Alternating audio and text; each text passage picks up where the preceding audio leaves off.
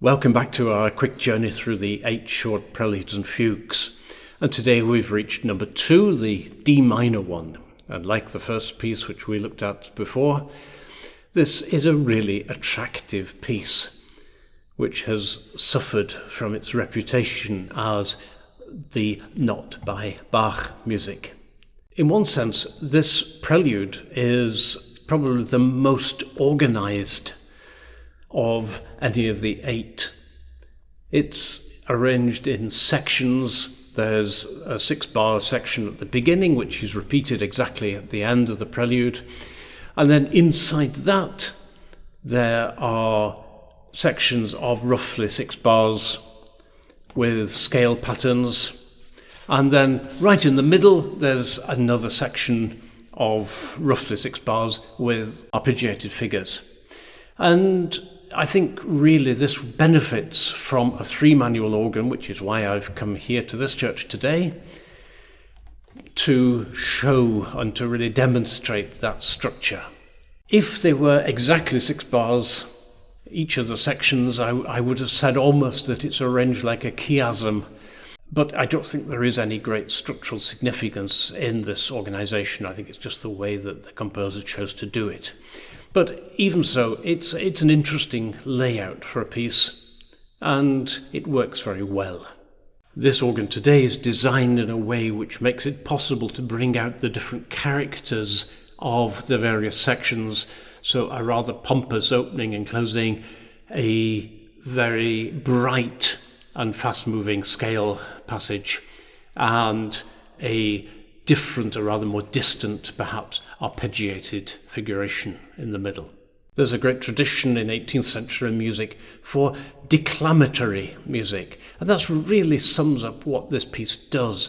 So there's the opening gesture which grabs your attention and says, "Hello, I'm here." And then there is, for example, the arpeggiated figuration in the middle with those repeated gestures going up the scale.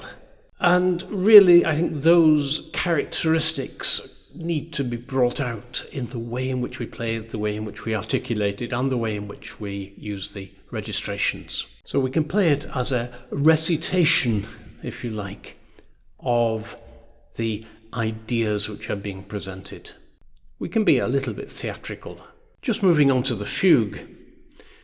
First of all, I don't know if it's struck you the similarities between this fugal theme and a better known one, this one, and both the fugues end unusually with a minor D minor chord. That being said, I don't see this piece as a copy of the better known BWV 565, but nonetheless, it's kind of fun that there are these similarities, and I do half wonder whether the composer of this piece was familiar with BWV 565 and whether it was in the back of their mind when they were writing this fugue. In any event, I think this fugue subject wants careful articulation, so the F, E and D in the opening theme there in the first bar really want highlighting. And it would not usually be appropriate to slur the B flat over to the A, because that would be slurring across a beat. So it seems very reasonable to put a tiny mini breath there after the B flat. And again, there is the custom where a short note is tied over from a longer one of, again, a tiny mini breath. So probably one is called for just before that C sharp. And again, we shouldn't really slur from the F to the D. So once again, the tiny articulation there. So this fugue subject is really going to be quite heavily articulated, and that gives it a stylized feel which works throughout the fugue and helps us to highlight the fugue subject. Those parallel sixths in bar 8, they can't possibly be played legato, and nor do we particularly want to. So the articulation again is fairly light throughout this piece, and we really don't need to worry about getting that particularly smooth. And that means that the similar figuration in the previous bar, although this would be possible to play legato because it's the tenor and the alto, really doesn't want to be either. That wants to match the articulation in the following bar.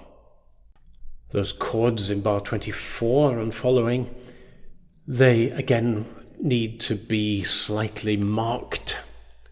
So they want a sense of rhythmic progression there. And that implies the same thing for the pedal crotchets in the following bar.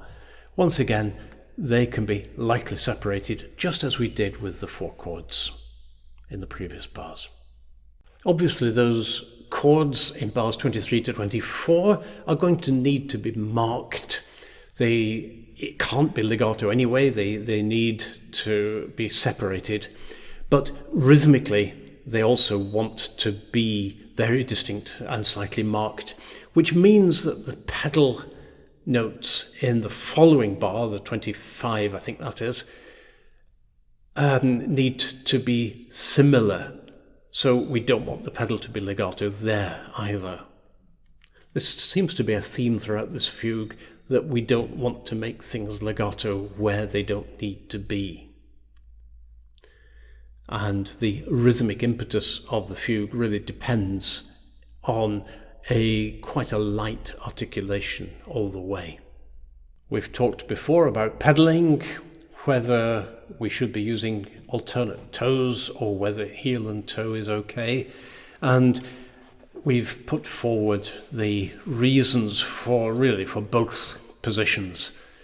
And as always, I use toes as much as possible because I think that it helps a good articulation, but I don't object, I don't have a in principle objection to using the odd heel here or there, and nor do I think that Bach would have been banging the table. It was perfectly possible for Bach to use heels if he wanted to. The evidence suggests that he didn't to any great extent, but it's impossible to be sure that he was completely rigid on that point. But that descending scale in the penultimate bar, for example, in the pedals, it works absolutely fine, alternate toes, and is actually easier to play accurately like that. So that's a really good argument for doing it, although at first sight it looks like it's going to be easier using toes and heels. In fact, if you just try playing it alternate toes, you'll find that it is so much easier to do that I would really recommend it. So it's up to you, but I would give it a try at least. So it's a really great piece, prelude and fugue. No great demands, I think, on the player, but it's an effective piece. People enjoy listening to it, and it's good to play.